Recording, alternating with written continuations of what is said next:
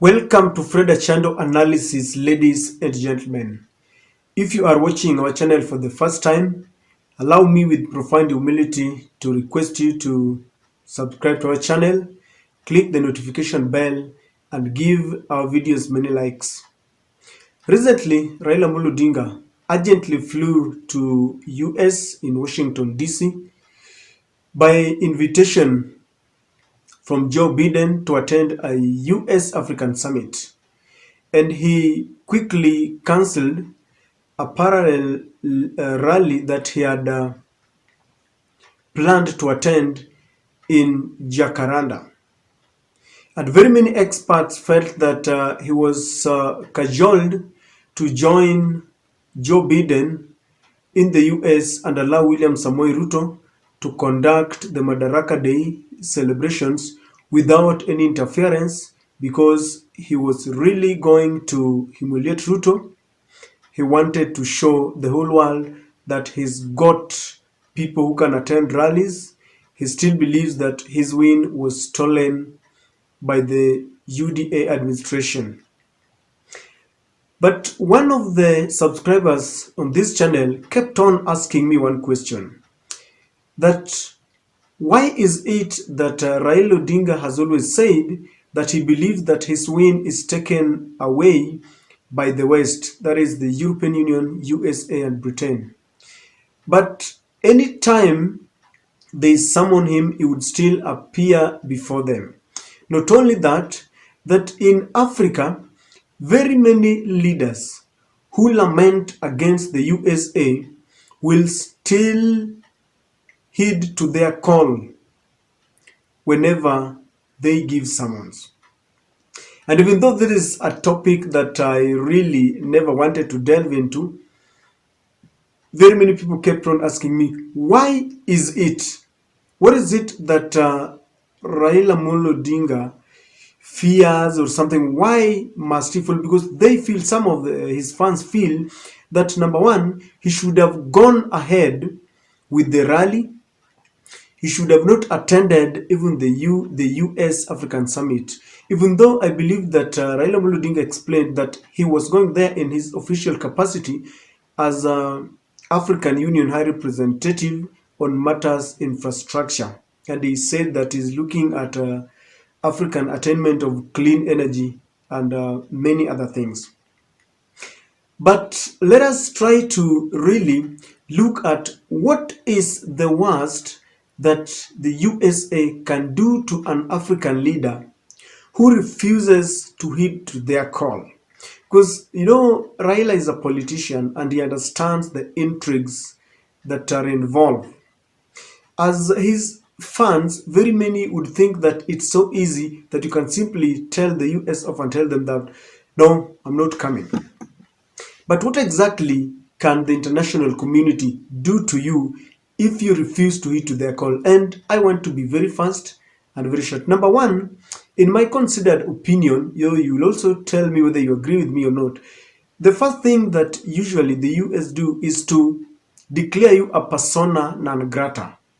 That means that you cannot travel to the USA. Now you are about to ask me that, must you go to the USA? Now the answer that comes with it very fast is that USA does not walk alone. Like Liverpool says that we'll never walk alone. Immediately they give you this the travel ban and they declare you a persona non grata. Believe you me, Britain will follow. Places like Australia, Germany, all the nations within the European Union will declare you a persona non grata. Now, it is not only you who will be declared a persona non grata. They usually do this and include all your family members. This means that, for example, if it is Raila Odinga, the Azimio leader, they will say that you, your wife, your children, and your grandchildren, they know very well that they want to paralyze you. Now, I want you to consider this, that, for example, Winnie Odinga is now an MP in the East African Legislative Assembly, and sometimes her duties would call that she travels abroad. Now, If they decide to declare this family persona non grata, then it means that Winnie Odinga cannot travel to such countries. Number two, Winnie, I'm just using her as an example, Winnie or Junior or the grandchildren of Raila Odinga may want to study in Britain, to study in Germany, to study in Australia or the USA. If they are bad and declared persona non grata, then it means that they cannot travel there. Even on holidays, Raila Odinga sometimes go to Miami or the US. Remember the last time he was there and when he came back, the Baba while you were away. It means that if they ban him, he cannot even go for a holiday. Now, as a leader, in his capacity as High Representative of Africa on such matters of democracy and even infrastructure, it means that Raila Odinga cannot go for any meeting. Sometimes he's always being invited to go and lecture in some of the universities in Arizona, in Washington, D.C. It means he will not attend.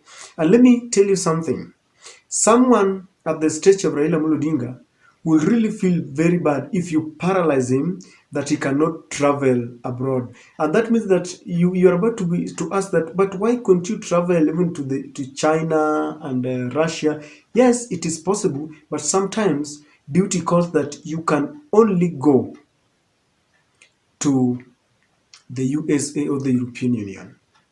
And that is one thing that I believe the USA can do to paralyze you. And this is the reason why when they call upon maybe Raila Odinga or any other tough African leader, they usually go and listen to them. And number two, sometimes it is good to go and air out your grievances with them. Remember, there was a time when the European Union came and that was in 2017, and they gave a clean bill of health of the election process. You know, led by John Kerry, they came and they were being taken around to see some of our wild animals and running from one, game park to the other. And after giving it a clean bill of health, Maraga nullified that elections. That is when they came and apologized to Raila Odinga. They said, well, we did not know. So sometimes when you get an opportunity with them, you air out your grievances and you can even tell them that you did this, yet I disagree with it, or you did this because you did not know what was happening, or you simply tell them in their face that whatever you are doing to us is not the right thing to do. Number three, the USA can decide that you do not do you cannot do any business with them. I believe that these African leaders at the stage of Raila Odinga are really investors. Some of them have got bank accounts, but huge bank accounts in the USA, in Britain, because they spread their wings to do businesses both locally and internationally. Sometimes they even have partnership with other African leaders and they want to invest, they want to import or export, some of the goods and services from abroad. Now, this cannot happen if you have been declared not worthy to do business with them. And trust you me, all our leaders are businessmen, either doing it locally or internationally. And sometimes they involve in businesses that connect them with people. Maybe they have some of the appointment in such countries. So when they are following you and you are on their radar, they will really jeopardize your business. And as I told you, this affects even your family members.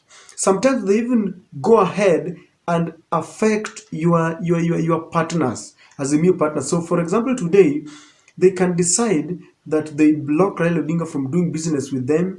They block him from traveling, and they do that to Martha Karua, Joho, Kalonzo Musyoka. You see, when they do this, then they will be putting you at loggerheads with your Azimio partners or with your party members. And then they will start ganging up against you and they'll be telling you, no, we can't do this. You can imagine you because of you, You want to paralyze operations of the family of your partner. So Kalonzo is crying here, and Martha is crying, and Joe is crying, and Oparanya is crying.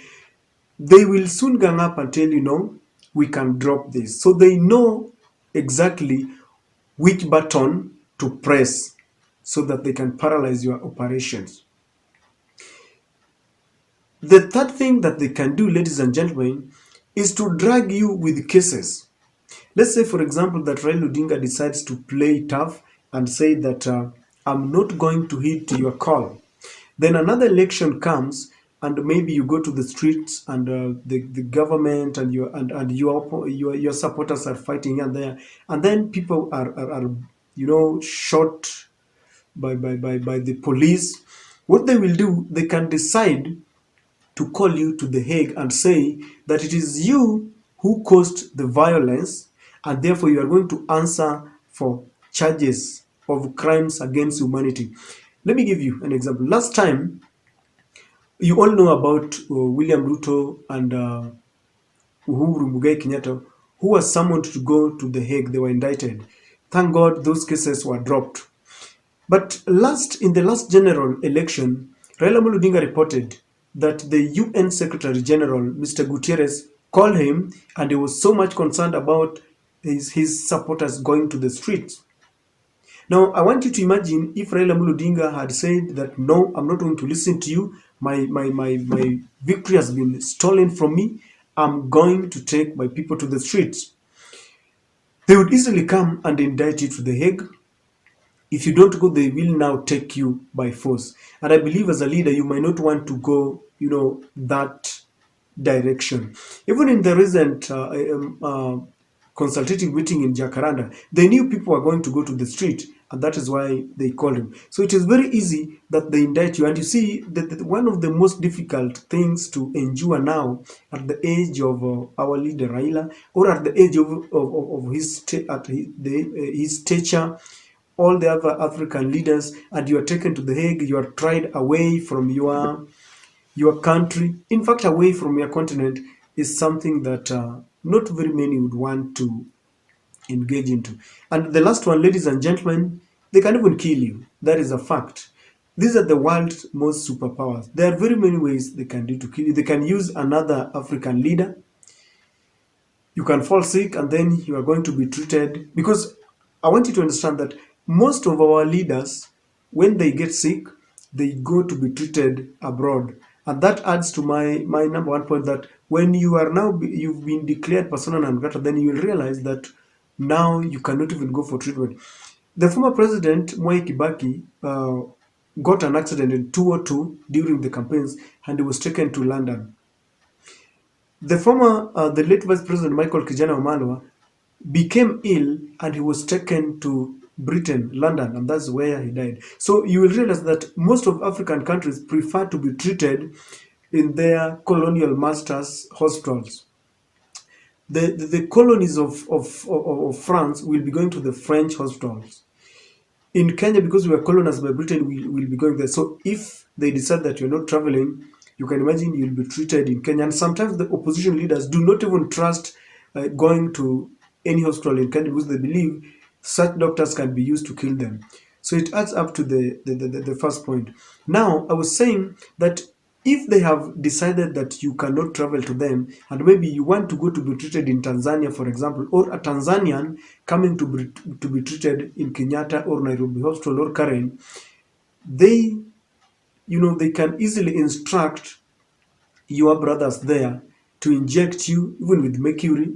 For those who have been following politics, we have leaders who sometimes have suffered as a result of such mischief. So I believe that these are some of the reasons why you can see some of our African leaders being summoned by the superpower nations, and they travel there. The last one, for you to build a legacy where sometimes you can even earn. There's this money that Wangari Maathai was given. Desmond Tutu has earned it. I think Barack Obama has earned it. I don't know, I'm forgetting the name. Please remind me. If you mess around, sometimes you mess with your legacy, then you are in their red alert, if I may call it, and therefore there are several privileges that you will miss. You could even be interfering with the future of your children. You may want your children to vie sometimes in the near future, because sometimes you are the only person they have a problem with, but they don't have a problem with their children, so that next time when your children maybe contest for a political seat, they can allow him or her. But when you play obstinate, you incorporate your children and your family into your use with them, and this is not really good for them. I don't know what you think, but from where I sit, I believe these are some of the reasons why even Raila Amolo Odinga decided to go and hold consultative talks with Joe Biden and the US. Share with me in the comment section what you think. These are always, as always, these are just my thoughts. Ladies and gentlemen, let's meet in another video. Bye.